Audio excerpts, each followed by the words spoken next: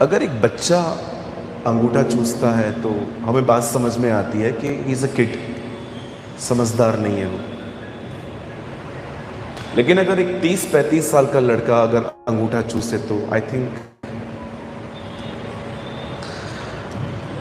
मैं किसी को कंडेम नहीं करना चाहता और न मैं किसी को ताना मार रहा हूं, न बाइबल किसी को ताना मारती है, लेकिन बाइबल बताती है कुछ सच्चाइयां हैं जो हमें फेस करनी चाहिए। हो सकता है आप बहुत एक ओल्ड बिलीवर हैं, लेकिन स्टिल आप अंगूठा चूस रहे हैं। दिस इज ट्रुथ, एक सत्य है। ब्रदर, आप क्या बोलना चाहते हो? जस्ट वन थिंग, हमें प्रतिदिन मैच्योर होने की नीड है। बोलिए मैच्योर। हाँ, क्या कहेंगे इसको हिंदी में? मैच्योर को हिंदी में क्या कहेंगे? अनुभवी। Am I right? बोलो अनुभवी। हाँ, क्या आपने इस बात को देखा जब उस बाप को उसके बेटे ने कहा मुझे अपनी संपत्ति का हिस्सा दे दे, लूका 15 अध्याय में, तो उसने बाप ने उसको दे दिया। लेकिन आपने देखा जब वो सब कुछ उड़ा के वापस आया, अब उसने हिस्सा नहीं मांगा, अब उसने कहा मुझे सेवक बना। जब हम बच्चे होते हैं ना, we are only asking asking asking, but when we will mature, फिर हम कहते हैं लॉर्ड मेक मी, अब मुझे बना। कितने लोग मेरी बात समझ पा रहे हैं? बच्चा मांगता है, मैच्योर कहता है मुझे बना। आपने देखा जब वो गुमराह पुत्र वापस आया तो उसने पिता से क्या कहा? मुझे अपना एक सेवक के तौर पे रख ले। इंग्लिश में लिखा है make me your servant. Am I right? That's called maturity. आपने देखा पहले उसको पैसे मिले, लेकिन पैसे यूज करने की बुद्धि नहीं थी, खराब करके आ गया, लेकिन अब वो कुछ नहीं मांग रहा। So you need to understand about maturity. आज जो मैं वर्ड आपको समझाने वाला हूं, कोई लॉन्ग सरमन नहीं है मेरे पास। I have a little message. मैं लॉन्ग सरमन्स बोलने में बिलीव नहीं करता। मुझे लगता है आत्मा से बोला गया एक छोटा संदेश भी जिंदगियां बदलता है। आमीन।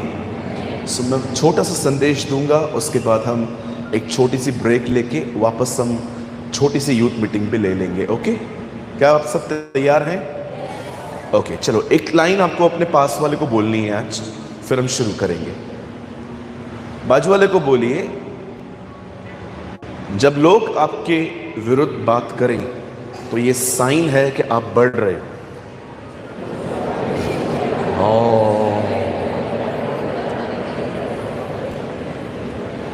आप जानते हो जो कोई नहीं करता उसके विरोध में कोई कुछ बोल भी नहीं सकता, कुछ कर ही नहीं रहा। और मैं आपको इतना भी कहना चाहता हूं, जब लोग आपके बारे में कुछ बोले ना तो डिस्टर्ब नहीं होने का, क्योंकि कुछ लोगों का जन्म हुआ ही बकवास करने के लिए। ओ पास्टर, यही तो सुनने आया था मैं। जब मैंने अपना चर्च स्टार्ट किया, मैं आपको बताता हूं मेरा कैसे विरोध किया गया था। आपको शायद इससे इंकरेजमेंट मिलेगी थोड़ी सी। When I start my church, जब मैं अपनी मंडली से अलग हुआ कुछ रीजंस से, अब रीजन बताने के लिए जाऊंगा तो होल डे चाहिए, लेकिन नहीं, मैं वहां नहीं जाना चाहता। लेकिन जब मैंने चर्च स्टार्ट किया तो स्टार्टिंग के 5-6 महीने सिर्फ मेरे पास 4-5 लोग आते थे। कितने लोग आते थे? 4-5 लोग आते थे, फिर 6 लोग हो गए। तो एक पास्टर ने मुझे अपने चर्च में इनवाइट किया, बोला आप आओ और हमारे बीच में। It was a Tamil assembly, Tamil लोग थे वो। तो मैं वहाँ पर गया मीटिंग लेने के लिए, और जब मैं वहाँ पर प्रीच कर रहा था तो प्रीचिंग के बाद पास्टर के घर में मेरा खाना था। तो पास्टर ने मुझसे क्वेश्चन किया, उन्होंने मुझसे पूछा कि चर्च में कितना लोग आता? मैंने बोला हमारे चर्च में 6 लोग आता। खाली 6 लोग? अभी आपको ये कोई वर्ड कह दे तो आप डिस्करेज हो सकते हो कि यार ये तो पॉइंट कर रहा है। उन्होंने बोला कितना लोग आता, मैंने बोला 6 लोग आता। खाली 6 लोग आता? मैंने बोला हाँ, यीशु के चर्च में 12 था, हमारा आधा कलीसिया तो बन भी गया। मैंने उनको ये वर्ड बोल दिया, नहीं नहीं आपका चर्च ग्रो नहीं कर रहा, कुछ गड़बड़ है। तो उन्होंने मस्त मुझे आधा घंटा भाषण दिया, मैंने सुन लिया उनको। मैं डिस्करेज नहीं हुआ, मैं डिस्टर्ब नहीं हुआ, बिकॉज आई नो मुझे किन बातों पे ध्यान नहीं देना है। मैंने अपने लाइफ में अपने आप को शिक्षण दिया। शिक्षण का मतलब मैंने अपने माइंड को ट्रेन किया कि मुझे किन बातों पे ध्यान नहीं देना चाहिए। मेरे भाइयों, मेरी बहनों, याद रखिए, लोगों की बातों पे कभी ध्यान न दें, अपने लक्ष्य को पूरा करें। परमेश्वर ने आपकी जिंदगी में आपके लिए कुछ रखा है, उसको पूरा करो। लोगों को क्या है, वो तो बोलते रहेंगे, उनका काम है बोलना, आप अपना काम करो ना। आप समझ पा रहे हैं मेरी बातों को?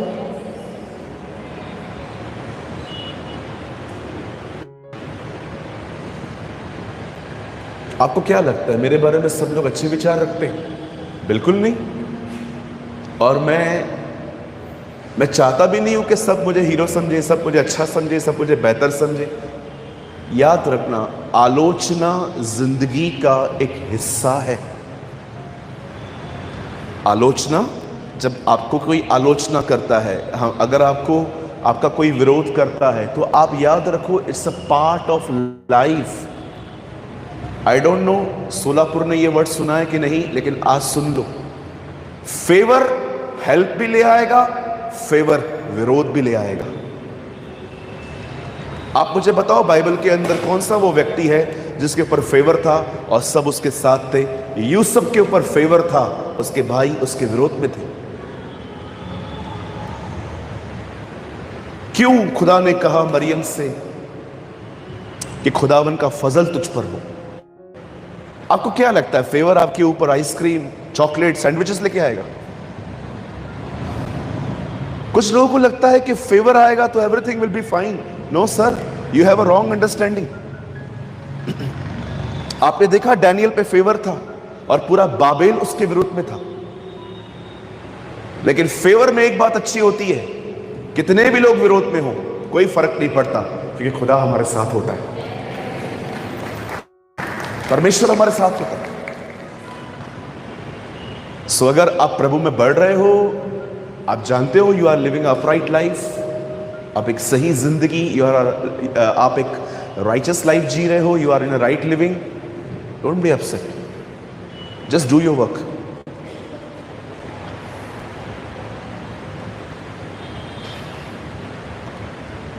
आप समझ पा रहे हैं? लोगों के नकारात्मक बातों पर ध्यान देने की कोई जरूरत ही नहीं है। मैंने बहुत लोगों को देखा है, वो लोगों के ओपिनियन के बड़े गुलाम हैं। कोई भी उनके लिए कुछ बोल देना, आपने ये किया, आपने वो किया, 2-2, 3-3 दिन तक लोगों को वो बातें लेके बैठ जाते। काहे? ऐसे क्यों करते हैं आप? आपने देखा है जब पति पत्नी के बीच में झगड़ा होता है, तो झगड़े के अंदर बातें सिर्फ कोई चाय पानी की तरह होती है, लेकिन झगड़ा बढ़ता जानते हैं कैसा है? वो 99 की बातें निकालती है। तेरी माँ ने ऐसा किया, तेरे पिताजी ने ऐसा किया, और ये भी बोलता है तेरी माँ ने कौन सा अच्छा किया, उसने भी तो ऐसा ही किया मेरे साथ। अब देखो, आपकी लड़ाई और झगड़ों में सब पुरानी बातें। किसी भी संबंध को बर्बाद करने का सबसे बेस्ट वे है झगड़े में एक दूसरे की गलतियों को जो पहले हुई है ना, बार बार रिमाइंड करवाओ। अब सब खत्म कर दोगे एक दिन। कुछ लोगों को लगता है मसीह लोग जो होते हैं ना, उनके घरों में लड़ाई झगड़े कभी भी नहीं होते। आप गलत हो, बहुत होते हैं आजकल।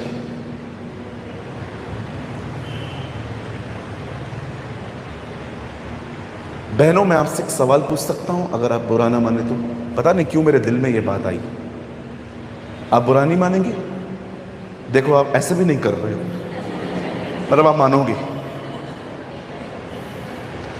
मेरी बहन मुझे एक घर दिखा दे जिस घर के अंदर बहन का वॉइस जेंट से ज्यादा है और वो घर खुश है। Show me not two, just one. मुझे 2 घर नहीं चाहिए, मुझे एक घर दिखा दो जिस घर में पत्नी की आवाज पति से बड़ी है और वो घर खुश है।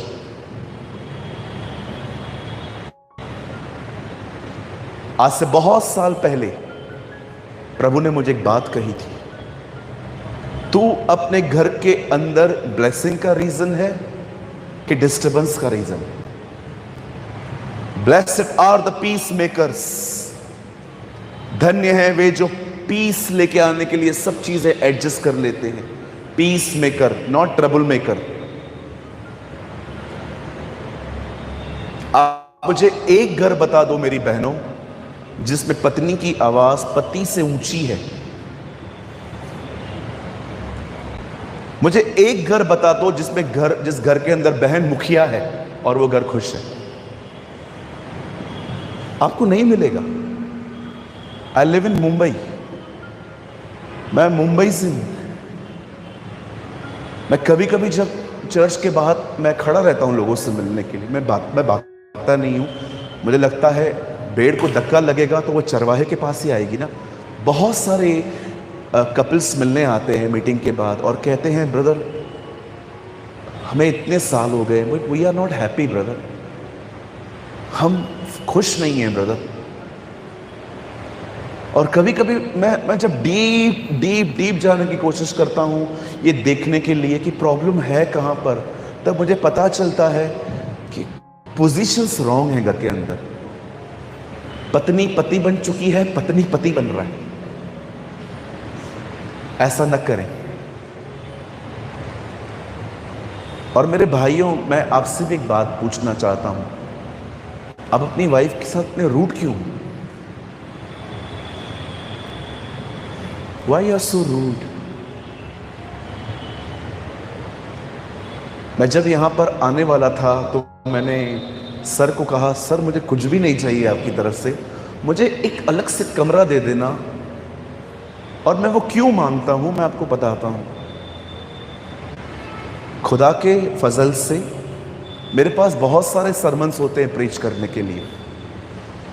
मैं स्टेशन से नीचे उतर के भी प्रीच कर सकता हूं, कोई प्रॉब्लम नहीं है। मैं समय तैयार रहता हूं। लेकिन मैं जब किसी को कहता हूं ना मुझे कमरा चाहिए थोड़ा चर्च से दूर, वो इसलिए करता हूं ताकि मैं जब आऊं तो मैं दुआ करूं और खुदावन मुझे कुछ लीड कर सके कि मैं यहां पर क्या सिखाऊं। आप जानते हो, जब मैं दुआ कर रहा था सोलापुर के लिए, मुझे परमेश्वर ने कुछ बातें दिखाई जिसमें करेक्शन की नीड है। और जानते हो वो करेक्शन क्या है? स्पेशली इन फैमिलीज के अंदर मुझे लगता है आप बहनों को अपने घर के अंदर हम्बल होने की नीड है, और आप भाइयों को भी अपने परिवार के अंदर रूड बिहेव छोड़ने की नीड। That's very important.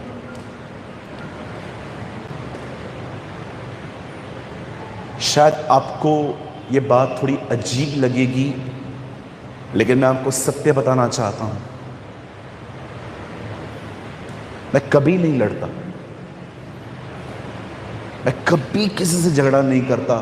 ये फजल मुझे परमेश्वर ने दिया है। हमारा खुदा वो नहीं था जो पहाड़ों पे जाके बैठ गया था सब छोड़ के। ऊपर बैठेगा तो क्या टेम्पटेशन आएगा, नीचे उतरना भाई। हमारा खुदा नासरत में रहा था, एक बुरी जगह पे, आपने देखा वो वहां पर रह के पवित्र हुआ था। क्रिश्चियन लाइफ पहाड़ों पे नहीं है, वो पब्लिक प्लेसेस पे है। जब आप लोगों से रोज मिलते हो, बातचीत करते हो, पब्लिकली आप घूमते रहते हो, तब आपको पता चलता है एक्चुअली आप कहां हो। किसी ने कहा मैं पहाड़ों पे बैठूंगा, मैं सब कुछ छोड़ चुका हूं। अरे नीचे उतर भाई, ऊपर क्या है? ऊपर कोई परेशान करने तुझे आएगा नहीं। लेकिन जब आप रोज एवरी सिंगल डे प्रैक्टिकली आप जीते हो तो आपको ध्यान देने की जरूरत है। कितने लोग समझ पा रहे हैं मेरी बातों को? कल मीटिंग के बाद मुझे एक भाई मिले थे। मुझे उन्होंने कुछ एक कमेंट किया मेरे ऊपर, मुझे वो बहुत अच्छा लगा। और मैं यही चाहता हूँ कि अगर लोग हमें मीटिंग के बाद मिले तो हमें एक्चुअली यही कमेंट्स होने चाहिए, तू महान है, तू बहुत अच्छा है, ये सारे सब नहीं चाहिए। उन्होंने मुझे एक बात कही, उन्होंने कहा कितनी सरलता से आपने सुसमाचार बताया। That's it. मुझे यही चाहिए कि जो हम प्रीच करते हैं ना, लोग हमें वो समझे हम क्या बोलना चाहते हैं। प्रकाशनों से अधिक हमारे जिंदगी में ये ध्यान होना चाहिए कि हम वो बताएं जो लोग समझें। अब सोचो, आप नए नए यहां पर आके बैठे हो, आपका पहला दिन है और मैं प्रीच कर रहा हूं इब्राहिम, इसहाक, याकूब। आप बोलोगे ये कौन है भाई? आपको समझ में आ रही है मेरी बातें? नहीं। सो बी हम्बल। कहो अपने पास वाले से, हमें नम्र बनने की जरूरत है। बोलो बोलो बोलो।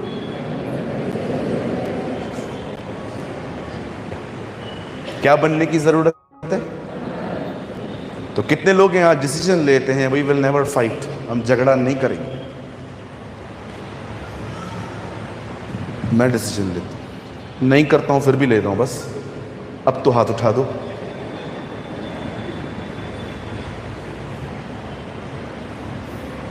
Praise the Lord.